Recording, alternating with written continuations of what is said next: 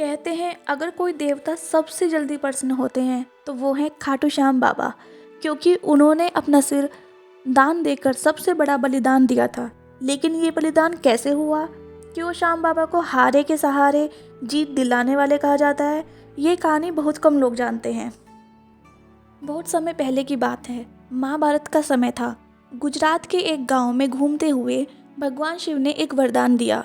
वहाँ एक बालक जन्म लेगा जिसके पास होगा 3 अमोघ बाणों का वरदान, जिसका एक बाण पूरी सेना को खत्म कर सकता था। वही बालक बाद में हुआ बार्बरिक, गहना का पुत्र, भीम का पोता। बार्बरिक में अद्भुत शक्ति थी, सिर्फ 3 बाण और पूरी दुनिया जीत सकता था, पर दिल बहुत कोमल। वो हमेशा कहते, मैं हमेशा हारने वाले का साथ दूंगा। तो महाभारत शुरू हो चुका था। दोनों ओर लाखों सैनिक धर्म और अधर्म की लड़ाई लड़ रहे थे, और श्री कृष्ण जानते थे अगर बार्बरिक युद्ध में गया तो उसकी शक्ति के कारण जो भी हारता दिखेगा वो उसी का साथ दे देगा और युद्ध कभी खत्म ही नहीं होगा। इसलिए कृष्ण जी ने एक साधु का रूप लिया और बार्बरिक को रास्ते में रोक लिया। कृष्ण जी ने उनसे पूछा, युद्ध में किसका साथ दोगे? बार्बरिक जी झट से बोले, हारने वालों का। कृष्ण जी मुस्कुराए, तो यह युद्ध तो कभी खत्म ही नहीं होगा, क्योंकि हर पर कोई ना कोई हारता रहेगा। फिर कृष्ण जी ने उनसे एक सवाल पूछा जो इतिहास बदल देगा, अगर दुनिया को बचाना हो तो तुम क्या अपने सिर का दान दोगे?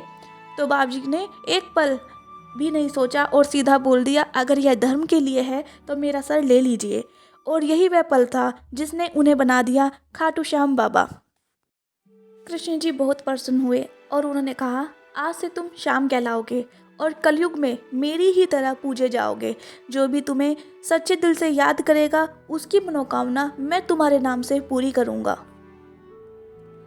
तो युद्ध के दौरान बार्बरी जी का सिर ऊंची पहाड़ी पर रखा गया और कहते हैं पूरा महाभारत युद्ध उन्होंने बिना सिर के, बिना शरीर के, केवल सिर से देखा।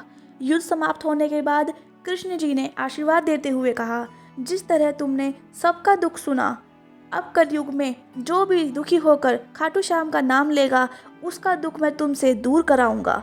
जय श्री श्याम।